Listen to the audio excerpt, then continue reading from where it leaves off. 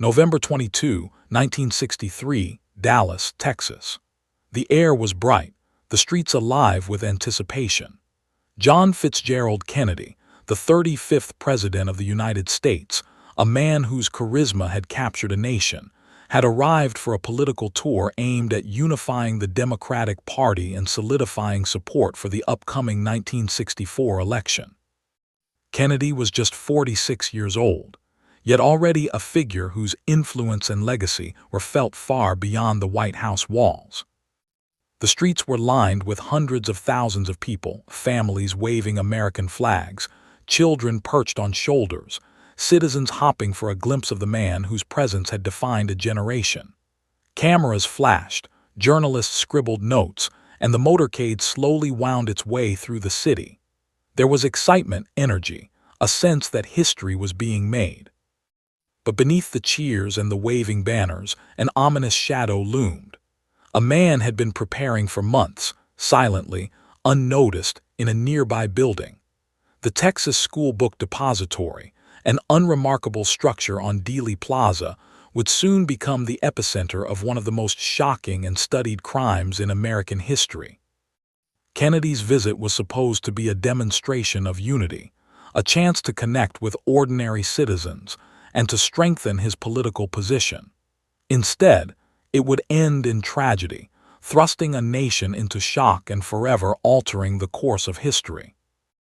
As the presidential limousine made its way slowly through the streets, few could have imagined the violent act that was about to unfold, an act that would leave the world stunned, questions unanswered, and a legacy forever marked by a single, fatal afternoon in Dallas. Before we continue, take a moment to hit that like button. Share your thoughts in the comments section below on what you think happened that day, and subscribe for more in-depth explorations of real historical cases. John Fitzgerald Kennedy's arrival in Texas in November 1963 was not a simple sightseeing tour, not a casual drop-in. It was planned, calculated, strategic, a dramatic effort by a president who knew what was at stake.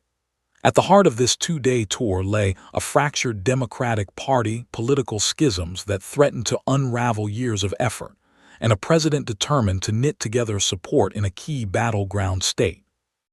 Kennedy came to Texas amid internal conflicts within the Texas Democratic Party. In 1963, the state's Democrats were deeply divided. On one side were conservative figures, including Governor John B. Connally Jr., and on the other were more liberal voices like Senator Ralph Yarborough. Vice President Lyndon B. Johnson, a Texan with enormous influence, had been counted on to unify the party since the 1960 presidential campaign, but tensions persisted. The divisions were significant enough that some Democratic leaders feared the party might splinter at the worst possible moment. President Kennedy, recognizing the danger, decided to step in personally. This was more than a photo op. Kennedy needed to show unity within the party, reassure conservative and liberal factions alike that they stood together under one banner, and remind voters, especially in the Deep South, that he represented all Democrats. His presence was intended to heal wounds, restore trust, and shore up support ahead of the 1964 election. The itinerary was ambitious, meticulously planned to touch cities across Texas and maximize exposure. On November 21, 1963, John Fitzgerald Kennedy and First Lady Jacqueline Kennedy arrived first in San Antonio. There, crowds surged to see the president as he dedicated the U.S. Air Force School of Aerospace Medicine at Brooks Air Force Base, a brief but memorable stop where his motorcade drove through throngs of cheering citizens. From San Antonio, the Kennedys flew to Houston, where Kennedy delivered a speech at the Rice Hotel. This was no ordinary engagement. He spoke to community leaders and political supporters, addressing Texans directly about shared challenges, the needs of communities, and the direction of the nation. His presence in Houston was also a symbol of inclusivity and outreach in a part of the country long vital to national politics.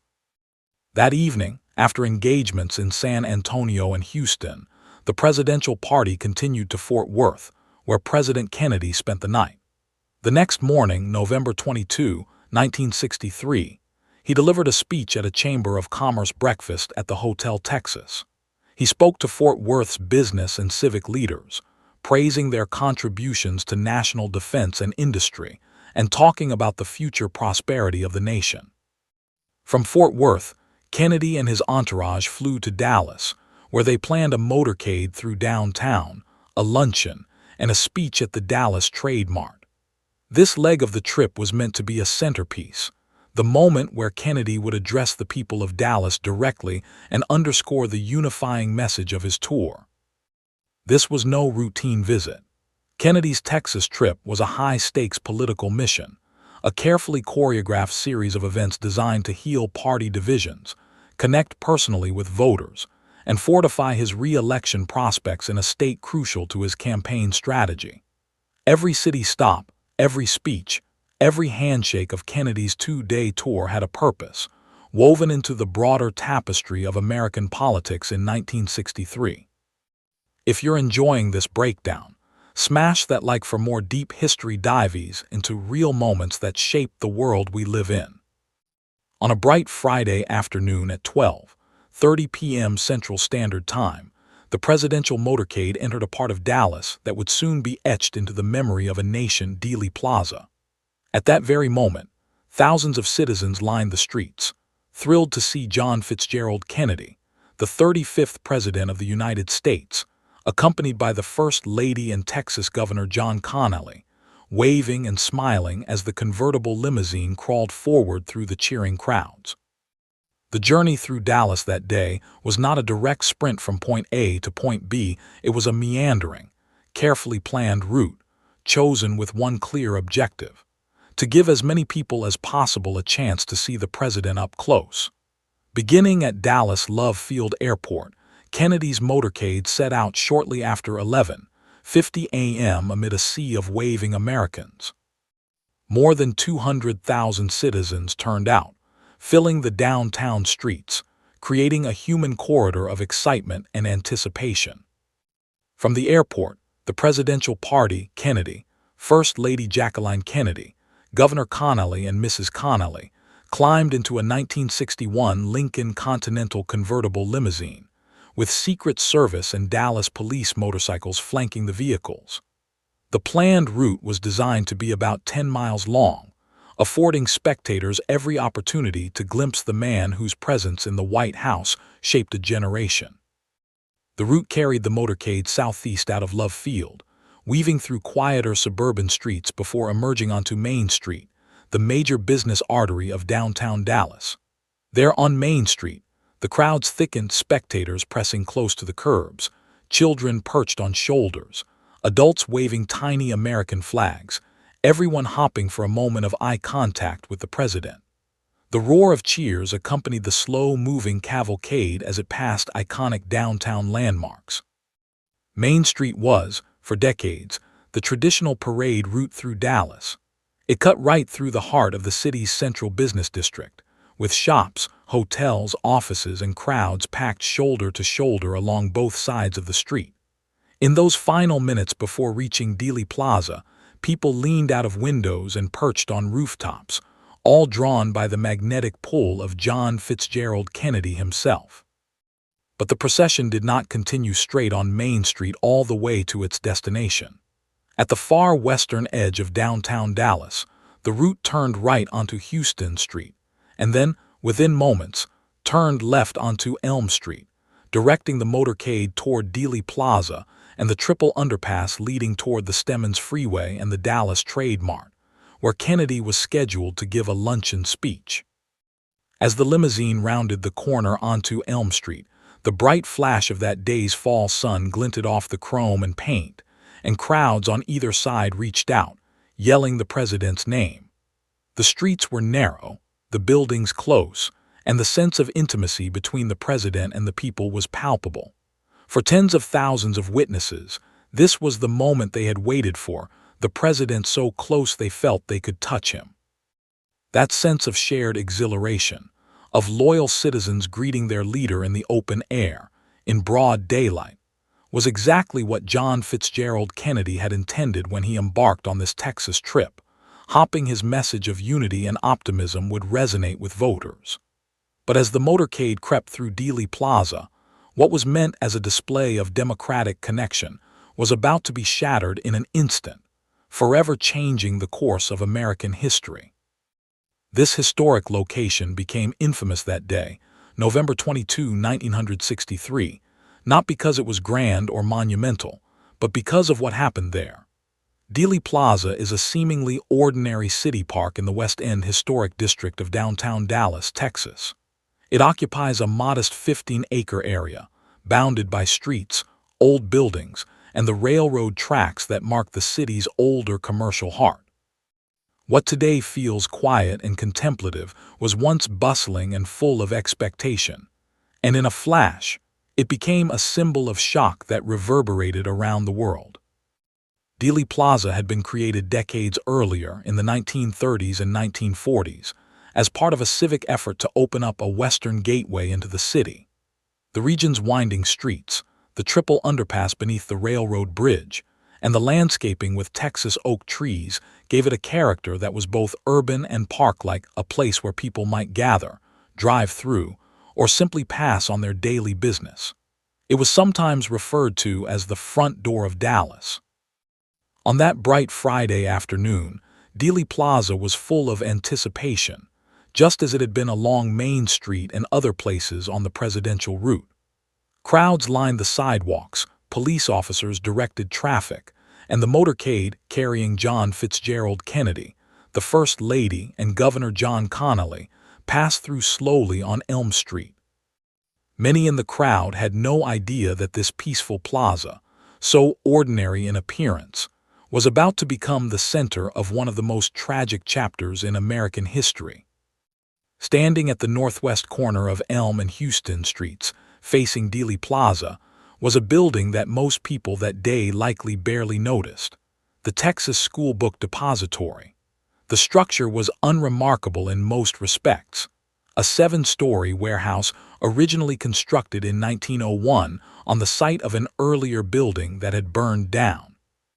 Over the decades, it had served many purposes, including housing agricultural equipment, grocery supplies, and in 1963, serving as a distribution hub for school textbooks under the Texas School Book Depository Company. To onlookers that morning, it was just another building in a city full of them. But within the walls of this warehouse, high above the plaza, history was about to take a sharp, irreversible turn. At the time of the assassination, Harvey Oswald, a 24-year-old employee of the Texas School Book Depository, worked on the 6th floor of the building, a floor that overlooked the motorcade's path through Dealey Plaza. Investigators later found evidence there that linked shots fired from a window on that floor to the fatal injuries suffered by John Fitzgerald Kennedy as his open-top limousine rolled past. Within minutes of the shooting, crowds gathered not only in the plaza but around the depository itself, stunned and trying to make sense of the events that had just unfolded before their eyes. Photographers captured images of the building's grim facade, and within hours, its top floors were cordoned off as part of the official investigation. What had once been a simple warehouse became, in the words of one local journalist, one of the world's most photographed structures. In the years that followed, Dealey Plaza and the Texas School Book Depository did not fade into obscurity. In fact, both became preserved as historic landmarks, recognized for their role in an event that not only shook the nation but changed it forever. Dealey Plaza was officially designated a National Historic Landmark District on November 22, 1993, exactly 30 years after John Fitzgerald Kennedy was killed there, acknowledging the site's outstanding significance in American history. The Texas School Book Depository itself was saved from demolition and lovingly restored.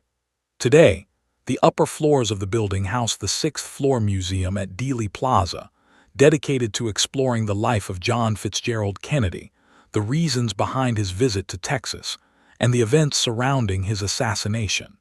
Exhibits preserve not only the story of that afternoon, but also the broader cultural impact the event had on a nation in mourning. Don't forget to subscribe if you want detailed guides like this on real historical mysteries. We're just getting into the places and people who shaped this story. At approximately 12:30 Central Standard Time, as John Fitzgerald Kennedy's presidential limousine moved slowly past the Texas School Book Depository in Dealey Plaza, shots rang out, splitting the calm fall afternoon and changing the course of American history in a matter of seconds. The infamous Zapruder film, an 8mm color motion picture captured by Abraham Zapruder, documented the assassination frame by frame and has become one of the most studied recordings in modern history. The first shot that struck President Kennedy hit him in the upper back and neck area. According to the official Warren Commission findings, this bullet entered the rear of Kennedy's neck, exited through the lower front portion of his neck, and was later believed to have continued on to cause additional wounds. In the Zapruder film, this moment of impact can be seen shortly before frame 225, the point at which Kennedy suddenly reacts, bringing his hands up toward his throat and neck as if grasping for support. This wound, though serious, was not immediately fatal, and the president initially remained conscious, the limousine still moving forward as events unfolded in real time. At nearly the same moment, Governor John Connally, who was seated in the jump seat in front of Kennedy, was also struck. Connally later described to investigators that he heard what he thought was the first rifle shot and instinctively turned to look back over his right shoulder toward the president. Before he could fully turn back forward, he felt a forceful impact to his back. The bullet entered his right side, traveled forward through his chest, shattered his fifth rib, exited below his right nipple, and then continued to strike his right wrist and left thigh. Connally suffered serious injuries, a punctured lung and a broken wrist, but he survived thanks to rapid medical care. Seconds after the first shots, John Fitzgerald Kennedy's motorcade emerged from behind the Stemmons Freeway sign. It was at Zapruder frame 313 that the fatal second shot struck Kennedy's head. This shot entered the right rear portion of his skull and caused a massive, catastrophic wound, one that would prove deadly within moments. In the film, the president's head and upper body are seen staggered from the force of the impact, and fragments of bone and tissue are visibly propelled outward. Those final seconds were chaotic and terrifying. Secret Service agents in the follow-up vehicles reacted immediately, and the crowd that had once cheered now watched in horrified silence as the president slumped forward. The limousine sped toward Parkland Memorial Hospital, but the fatal wounds had already been inflicted, and John Fitzgerald Kennedy did not survive. The sequence of shots in Dealey Plaza has been analyzed endlessly, through the Zapruder film, forensic studies, ballistic tests, and countless historical investigations. Because that afternoon's events are not only a defining moment in American history, but also one of its most intensely scrutinized. Don't forget to subscribe if you want detailed guides like this on real historical mysteries. Every moment, every frame, every detail matters in understanding what happened on that unforgettable day. After the shots that forever changed a nation rang out in Dealey Plaza, the world watched in stunned silence as John Fitzgerald Kennedy's presidential limousine sped away from the scene and raced toward Parkland Memorial Hospital, just minutes away. Within moments of the fatal shots, Secret Service agents, medical personnel, and aides were shouting directions, pushing through confusion and panic, determined to get the wounded president into care as quickly as possible. The limousine carrying Kennedy, still with First Lady Jacqueline Kennedy close by and Governor John Connally wounded in his own right, arrived at Parkland Memorial Hospital shortly after 12:30 CST. There, physicians and nurses rushed President Kennedy into Trauma Room 1, immediately beginning emergency treatment. The medical team at Parkland, alerted by radio and prepared in advance, worked feverishly. Doctors noted irregular breathing movements, a faint and uneven heartbeat, and visible wounds that included the massive head injury and the wound in Kennedy's neck. Physicians attempted a tracheotomy, enlarging the throat wound and inserting a tube, in a desperate effort to restore breathing and stabilize the critically injured president. Even as medical experts worked, the situation was bleak. According to hospital reports, Kennedy's condition was so serious that despite all efforts, his chances of survival were almost non-existent upon arrival. Doctors at Parkland placed every resource into trying to preserve his life, but the wounds were catastrophic and beyond repair. All around the hospital, the atmosphere was tense and chaotic. Inside, physicians, nurses, and emergency staff fought to stabilize the president. Outside, news crews, police, and hospital workers watched and waited for any word. Crowds gathered anxiously, hoping for good news but fearing the worst. At 1:00 Central Standard Time, after all heart activity had ceased and a priest administered the last rites, John Fitzgerald Kennedy was officially pronounced dead by the attending physicians. The announcement sent shockwaves far beyond the hospital walls. The pronouncement was not just a clinical moment, it was a nationwide shock, a sudden rupture in the confidence and optimism of the American public. Within minutes, the news flashed across radio waves and into television sets. Families, offices, classrooms, and public places froze as the words "President Kennedy is dead" resonated across the country. People wept, some fell silent in disbelief, others staggered in emotional shock. For countless Americans, this was the moment when the true reality of what had occurred in Dallas, Texas that afternoon finally settled in. The reactions were immediate and profound. In homes and public spaces alike, people struggled to comprehend that the vibrant leader they had seen in news broadcasts and campaign events was now gone. Many remembered watching the Zapruder film, the harrowing, frame-by-frame capture of the assassination, and the emotional impact it had on them would stay with them for decades. Families still talk about where they were when they first saw the footage or heard the news, the shock and disbelief as history unfolded in real time. Comment below if you've ever watched the Zapruder footage. What was your reaction when you first saw it? Don't forget, share your thoughts, and stay with Tales of the Real as we continue peeling back the layers of this profound moment in history. As the nation reeled from the shocking assassination of John Fitzgerald Kennedy in Dallas, Texas, law enforcement immediately shifted into investigative overdrive. Within minutes of the tragedy in Dealey Plaza, police and federal agents were combing the scene for evidence and piecing together what had just occurred. Their attention soon locked onto one man, Harvey Oswald, a former Marine and employee at the Texas School Book Depository, the very building from which the fatal shots had been fired. Shortly after the assassination, investigators conducted a meticulous search of the Texas School Book Depository. Hidden among stacks of boxes on the 6th floor, they discovered a bolt-action rifle, identified by serial number and later confirmed as a 6.5 mm Mannlicher Carcano, that would become known as the weapon used in the killing of John Fitzgerald Kennedy. This rifle had been smuggled into the building earlier that morning by Oswald, wrapped in a long, brown paper package he claimed contained curtain rods, a story he would later deny. Ballistics experts determined that bullets fired from this rifle matched the fragments recovered from the president and from Governor John Connally, who was also wounded but survived.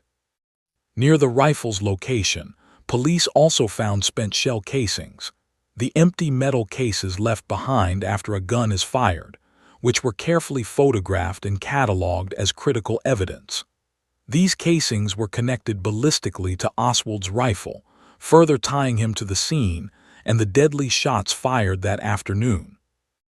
As police continued their search, they also discovered Oswald was missing from the Texas School Book Depository, a circumstance that immediately raised suspicions. Building Superintendent Roy Truly informed the authorities that Oswald, one of the depository's employees, could not be located when officers accounted for staff after the shooting. Separately, records showed that the rifle found on the 6th floor had been ordered by Oswald through mail order under the alias A. Heidel, a name he used for both the rifle purchase and, later, a handgun. Oswald's wife, Marina, would later confirm that the rifle belonged to her husband and that he had kept it in storage near their temporary residence weeks before the assassination. Within about 90 seconds of the shots ringing out, Lee Harvey Oswald was observed leaving the Texas School Book Depository. According to historical records from the 6th floor museum at Dealey Plaza, Oswald was seen on the building's 2nd floor lunchroom, then walked out of the rear of the building and made his way down the stairs and out onto the street. Once on the street, Oswald blended into the general chaos and confusion surrounding the scene.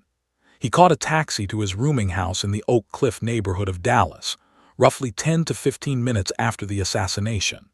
Eyewitness testimony and later police reports confirm he arrived at his rooming house shortly before encountering Dallas patrolman J.D. Tippit, whom he would fatally shoot a short distance away less than an hour later. At that point, Oswald was effectively on the run, trying to evade capture in a city now actively combing every neighborhood for clues. His actions in the aftermath, fleeing the scene, taking a taxi, and then confronting a police officer, drew immediate and intense scrutiny from detectives who eventually arrested him at the Texas Theater later that afternoon. What made Lee Harvey Oswald such a focus of the investigation was not just his disappearance from the scene of the crime, but the combination of physical evidence and his own behavior afterward. A rifle linked ballistically to the assassination was found in a location accessible only to him. Spent shell casings from the scene matched that rifle. Witnesses placed him, leaving the building shortly after the shots. He was later linked to the fatal shooting of patrolman J.D. Tippit during his attempted flight from authorities. In the hours that followed, forensic testing, ballistics analysis, and witness testimony increasingly pointed to Oswald's involvement. These findings became central to the official investigations that followed, shaping the narrative of one of the most scrutinized criminal cases in history. Less than an hour after the assassination of John Fitzgerald Kennedy in Dallas, Texas, the city was already reeling from shock, confusion, and grief. But the violence of that afternoon did not stop with Kennedy's death. In the Oak Cliff neighborhood of Dallas, a few miles from Dealey Plaza, a devoted law enforcement officer, Dallas patrolman J.D. Tippit, encountered the man whom investigators believed was responsible for the president's death and paid the ultimate price himself. J.D. Tippit was not just another patrolman. Born on September 18, 1924, near Anona, Texas, he was a World War II U.S. Army veteran who had served as a paratrooper in the 17th Airborne Division and earned a Bronze Star for his valor.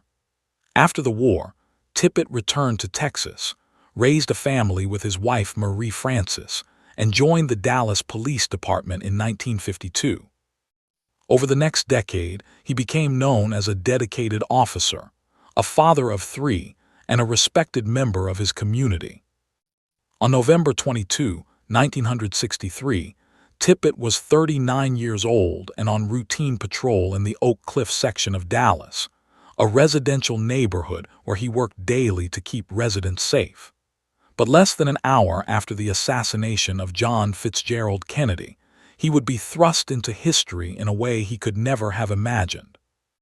Shortly after 12:44 p.m., Dallas police dispatchers broadcast the description of a suspect believed to have shot President Kennedy, a white male matching the general physical description of Lee Harvey Oswald, a 24-year-old former Marine and employee at the Texas School Book Depository. As officers converged on various parts of the city, Tippit continued his patrol in Oak Cliff, listening for updates. Around 1:14 p.m., Tippit spotted a man walking along 10th Street near Patton Avenue who matched the suspect description. He pulled his patrol car up alongside the pedestrian, later identified as Lee Harvey Oswald, and briefly spoke with him through the open car window. According to historical records and eyewitness accounts, as Tippit exited his patrol car to engage further, Oswald drew a .38 caliber revolver and fired multiple shots at close range. Tippit was struck 4 times, including in the torso, and collapsed on the street. Witnesses to the confrontation, including people who lived in the neighborhood, later recounted seeing Oswald fire into the patrolman's body before fleeing the scene. Some witnesses saw him jog away toward nearby streets, while others reported fragments of the horror moments that unfolded on that quiet Dallas residential block. Bystanders who witnessed the shooting reacted swiftly. One man, Temple Bowley, stopped and used Patrolman Tippit's radio to call for help, alerting other officers to the killing. Tippit was rushed to Methodist Hospital, but despite the efforts of medical staff, he was pronounced dead on arrival, his life taken in the line of duty less than an hour after John Fitzgerald Kennedy had been killed. The murder of Patrolman Tippit sent another shockwave through a city already struggling to absorb the trauma of Kennedy's assassination. For many, this sudden loss of another life, an ordinary local police officer, drove home the unnerving reality that the violence unleashed in Dallas, Texas was far more than a single moment in a distant plaza. It was spilling out into neighborhoods, into homes, into every corner of the city. After killing J.D. Tippit, Lee Harvey Oswald did not get far. Within a short time, police received reports of a suspicious man spotted at the Texas Theater, a local movie house in Oak Cliff. Witnesses alerted authorities, telling them this man had entered the theater without purchasing a ticket and matched the description of the suspect they were seeking. Responding officers moved in, and Oswald was arrested inside the Texas Theater, later charged not only with the murder of Patrolman Tippit, but also with the assassination of John Fitzgerald Kennedy. 2 days later, on November 24, 1963, Oswald himself was fatally shot by Jack Ruby, a local nightclub owner, as he was being transferred from police headquarters, a moment broadcast live on national television. Because of that, he was never tried in a court of law for either killing John Fitzgerald Kennedy or murdering Patrolman J.D. Tippit. In official findings, including those of the Warren Commission, Lee Harvey Oswald was concluded to have acted alone in the killing of Officer Tippit as well as President Kennedy, though discussions and debates about the broader circumstances have persisted for decades. After Lee Harvey Oswald was arrested for the assassination of John Fitzgerald Kennedy and the murder of Patrolman J.D. Tippit, it seemed as though the wheels of justice would turn swiftly. Oswald had been captured in the Texas Theater in Oak Cliff, taken into custody, and formally arraigned on charges related to both deaths. He was scheduled to be transferred to the county jail, where further interrogations and evidence gathering would continue. But before that could happen, fate intervened in an astonishing and unprecedented moment. On November 24, 1963, just 2 days after the assassination of John Fitzgerald Kennedy, Oswald was being moved from the Dallas police headquarters to a more secure facility. A crowd of police officers, reporters, and television camera crews gathered in the basement parking garage of the station to witness the transfer. At approximately 11:20 CST, as Oswald was being escorted past the crowd, Jack Ruby, a well-known Dallas nightclub owner, stepped forward from among the reporters and spectators. Ruby produced a revolver from beneath his coat and fired a single shot at point-blank range into Oswald's abdomen. The entire incident was captured on live television, making it one of the first murders ever broadcast directly into American living rooms. Middleweight boxing champions and actors might someday appear on live TV, but nothing had prepared the nation to see a man shot dead before his trial, while his alleged crimes were still fresh in the public mind. Oswald crumpled to the floor as detectives wrestled Ruby to the ground. Officers immediately called for medical help, and Oswald was rushed by ambulance to Parkland Memorial Hospital. the very same hospital where John Fitzgerald Kennedy had died just 48 hours earlier. Though doctors attempted surgery, Oswald succumbed to his wound and was pronounced dead later that day.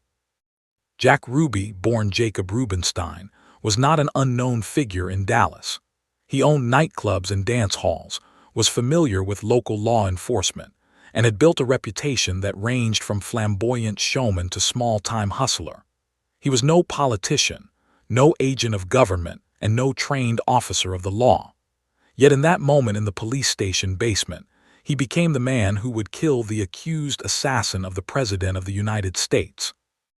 Ruby claimed that he shot Oswald out of grief over the death of John Fitzgerald Kennedy and to spare Jacqueline Kennedy, the First Lady, the pain and publicity of having to testify at a lengthy trial.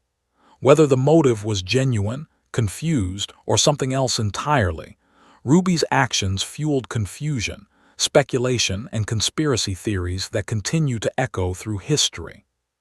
Following his dramatic arrest immediately after the shooting, Jack Ruby was charged with murder with malice in the killing of Oswald. During his 1964 trial in Dallas, Texas, Ruby's defense team argued that he was suffering from a form of mental instability triggered by emotional distress over Kennedy's assassination. Despite these efforts, the jury found him guilty on March 14, 1964, and he was sentenced to death by electric chair. This verdict became one of the first courtroom decisions in U.S. history to be televised live, long before more infamous televised trials like O.J. Simpson's would captivate global audiences. However, Ruby's legal battle did not end there.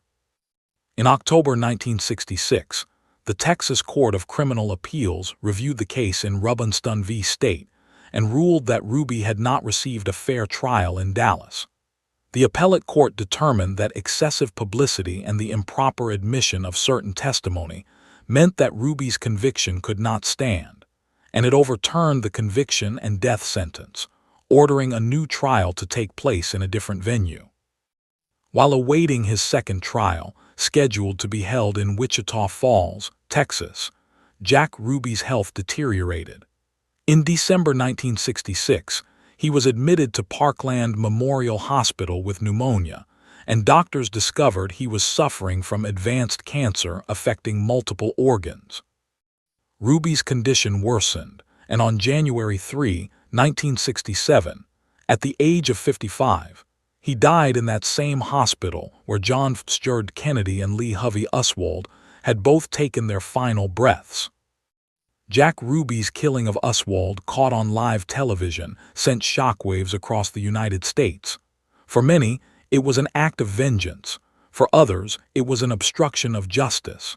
Some celebrated, some condemned it, and others saw in it the seeds of a deeper mystery. Decades later, historians still debate Ruby's motives, and official reports like the Warren Commission found no evidence of a broader conspiracy involving Ruby or Oswald, a conclusion that itself has been questioned by researchers and later investigations. Every moment of this chapter, from the dimly lit basement of Dallas City Hall to the courthouse, and then to the hospital, helped shape how the nation remembers the aftermath of John Fitzgerald Kennedy's death and the strange, sudden end of his alleged assassin. After the tragedy in Dallas, Texas, with John Fitzgerald Kennedy dead and Harvey Oswald himself killed before he could stand trial, the United States government launched major official inquiries to determine exactly what had happened and whether anyone else was involved. These investigations would shape the way the world understood the events of November 22, 1963, and remain central to how historians, researchers, and the public interpret that fateful afternoon in Dealey Plaza. Shortly after Kennedy's assassination, President Lyndon B. Johnson established the President's Commission on the Assassination of President Kennedy on November 29, 1963, by executive order. This panel was chaired by Chief Justice Earl Warren and came to be known as the Warren Commission. Its job was both clear and immense: investigate the killing of John Fitzgerald Kennedy and find out who was responsible. For nearly a year, the commission and its staff reviewed evidence from law enforcement agencies including the FBI, the Secret Service, and the Department of Justice. They also interviewed hundreds of witnesses, examined the Zuprug film, and traveled to Dallas, Texas, to study Dealey Plaza, the Texas School Book Depository, and other key locations associated with the assassination. On September 24, 1964, after an extensive investigation, the Warren Commission released its final report, more than 800 pages of detailed findings. The central conclusion was straightforward. Harvey Oswald acted alone in assassinating John Fitzgerald Kennedy and wounding Governor John Fitzgerald. The commission found that Oswald fired 3 shots from a rifle on the 6th floor of the Texas School Book Depository building. The second and third shots struck the president, with the final shot proving fatal. In addition, the Warren Commission determined that Jack Ruby acted alone when he fatally shot Oswald in the basement of the Dallas Police Headquarters 2 days after the assassination. The panel made no attempt to determine Oswald's motive, but it did examine his background, including his time in the Soviet Union, his political views, and his personal history, in order to contextualize the lone gunman conclusion. The commission's findings were presented as definitive at the time, and the report was widely distributed and studied.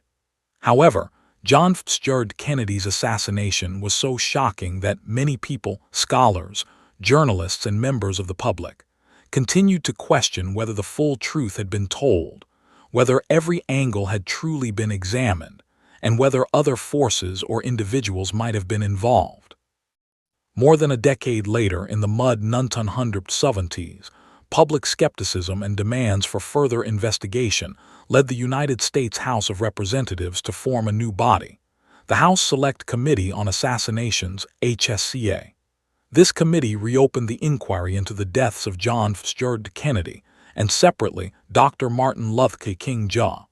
in Memphis, Tennessee. The HSCA's approach was different from the Warren Commission. By the time of its investigation, scientific techniques had advanced significantly. The committee analyzed ballistic evidence, acoustic recordings, and other physical data that had not been available or fully utilized in the 1960s.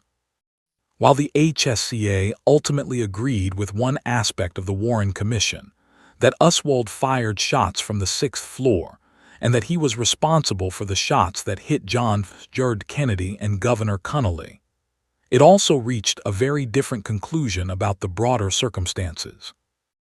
After studying controversial acoustical evidence from a police duct-tape recording and interpreting that data as indicating a high probability of a second gunman, the HSCA concluded that John Fitzgerald Kennedy was probably assassinated as a result of a conspiracy by unidentified individuals. It's important to note that the HSCA did not identify specific conspirators or establish a detailed network of accomplices. Instead, its finding of probable conspiracy was based largely on the committee's interpretation of the acoustic material, a point that has itself been debated, critiqued, and reanalyzed by later researchers. Nonetheless, the HSCA's conclusion stands as a major official investigation that diverged from the Warren Commission's single-shooter narrative. Together, the Warren Commission and the House Select Committee on Assassinations represent the two most authoritative government investigations into the assassination of John Fitzgerald Kennedy. One concluded that Oswald acted alone. The other suggested a conspiracy was probable. Both reports include extensive documentation, interviews, and analysis that now fill thousands of pages in the National Archives and remain open to public scrutiny by historians and researchers alike. To this day, questions about motive, method, and meaning continue to spark debate, and new files and documents related to the case are still being reviewed and released, keeping public interest alive more than 6 decades after the events in Dallas, Texas. The assassination of John Fitzgerald Kennedy shook the world, not just the United States, but every corner of the globe. The shock of losing a young, charismatic leader in the prime of his life resonated far beyond Dallas, Texas, and the outpouring of grief demonstrated just how deeply Kennedy had connected with people everywhere. In the days following the assassination, the nation entered a period of solemn mourning. John Fitzgerald Kennedy's body lay in repose in the East Room of the White House and was then transferred to the U.S. Capitol Rotunda, where hundreds of thousands of Americans came to pay their respects and view the flag-draped casket. On November 25, 1963, the funeral procession began in Washington, D.C. Millions of people watched on television as the solemn parade unfolded. A caisson pulled by 6 horses carried the president's coffin down Pennsylvania Avenue, symbolic of military honor and national grief, while the riderless horse with reversed boots reminded the world of the leader who would never return. Across the globe, people mourned. Foreign dignitaries from more than 90 countries attended the funeral, including heads of state and prime ministers, emphasizing that Kennedy had become not just an American leader but a figure of international significance. In Berlin, thousands gathered at the American embassy. In Canada, Mount Kennedy was named in his honor, and in many other countries, streets and public spaces were dedicated to his memory. This was not simply the death of a president. It was the loss of a global symbol of hope, progress, and youthful promise. One of the most enduring images from the funeral was that of John F. Kennedy, Jr., just 3 years old, standing with his hand raised in salute as the coffin passed, a moment captured on cameras and etched into collective memory. The young boy's salute came to symbolize a nation's grief. Less than a week after the assassination, at Arlington National Cemetery, John Fitzgerald Kennedy was laid to rest. Jacqueline Kennedy stood beside the eternal flame she had requested, a memorial she chose to represent her husband's enduring presence in the life of the nation.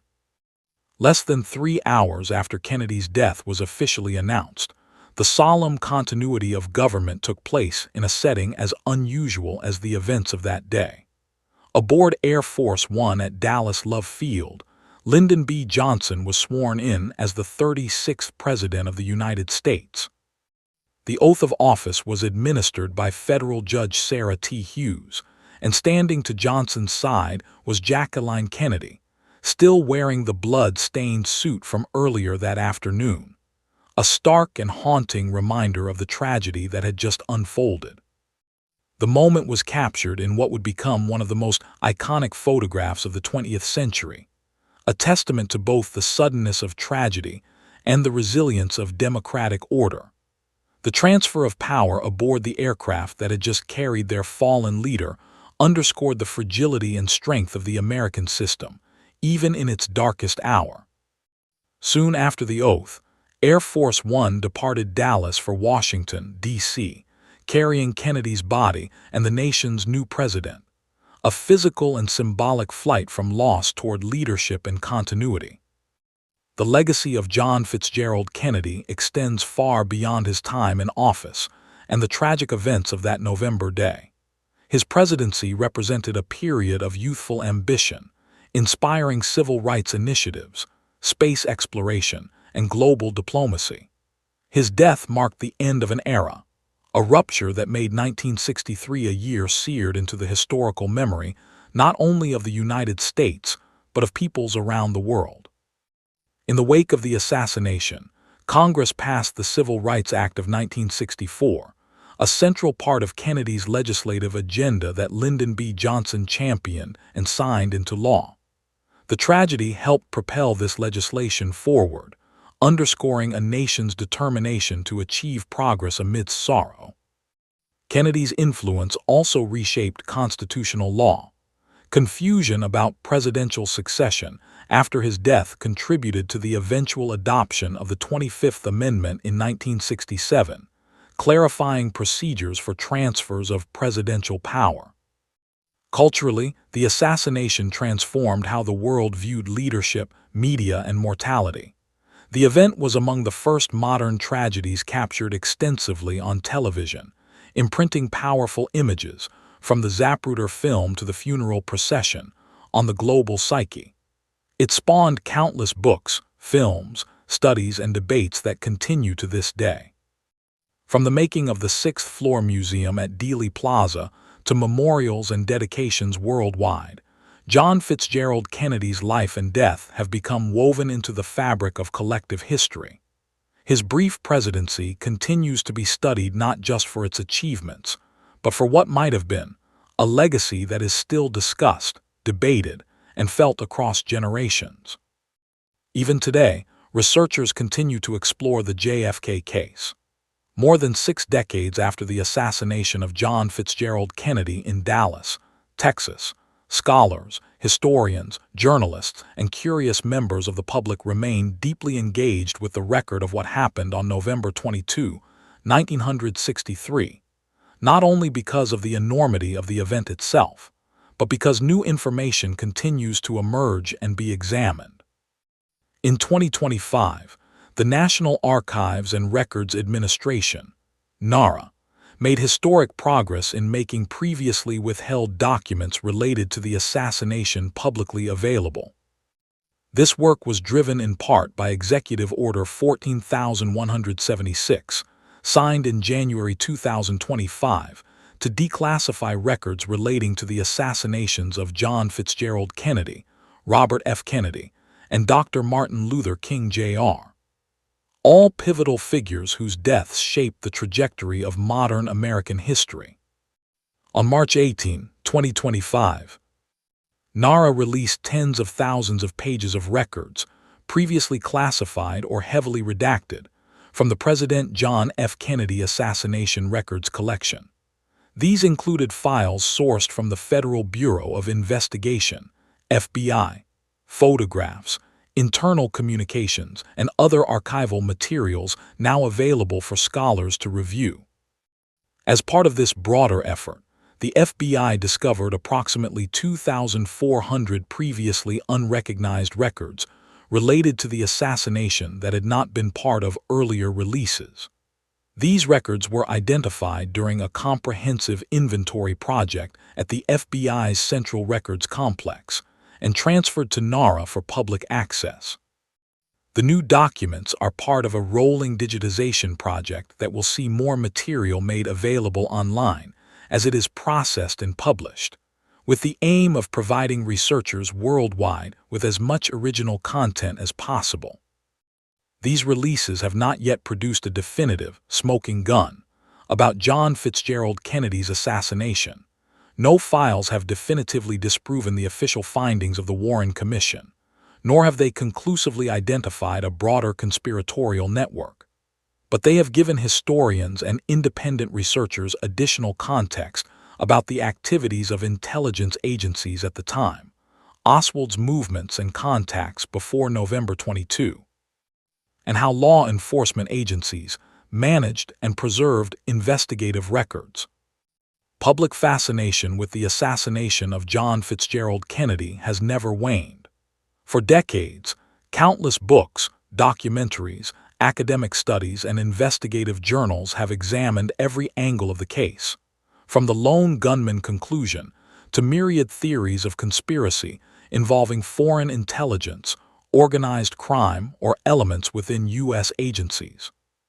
The continued release of archival material fuels this interest, giving scholars and amateur researchers alike new fodder to test previously held assumptions and interpretations. The 2025 releases have not answered all of the enduring questions about whether Lee Harvey Oswald acted alone or whether others were involved in John Fitzgerald Kennedy's assassination. In fact, part of the reason interest remains so intense is that some documents referenced in the archived files still remain under court seal due to grand jury secrecy rules or privacy protections, leaving portions of the story obscured. Even as new documents become public online, some researchers continue combing through previous releases, digitized and cataloged in databases, in hopes of discovering overlooked details in the billions of words that make up the over 6 million pages of material tied to the case. That ongoing interest reflects not only a deep historical curiosity about what happened in Dallas, Texas on that late November afternoon, but also a broader cultural phenomenon. The assassination of John Fitzgerald Kennedy has become a central chapter in the story of the 20th century, prompting society to ask questions about government transparency, the limits of official investigations, and the nature of truth and memory itself. If you learned something new, like, comment, and subscribe to Tales of the Real. Hit the bell for notifications on our next deep dive into history's enduring mysteries.